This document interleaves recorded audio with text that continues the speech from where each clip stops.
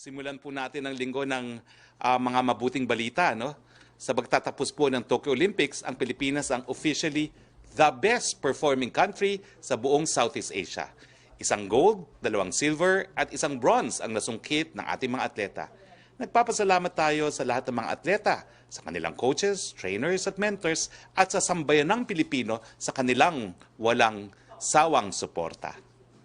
Narating natin ang best Olympic performance ng Pilipinas in history.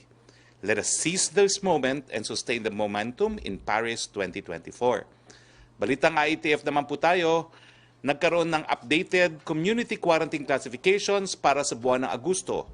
Mula ika-6 hanggang 15 na Agosto, ang Laguna, Iloilo City, Cagayan de Oro ay nasa Enhanced Community Quarantine or ECQ.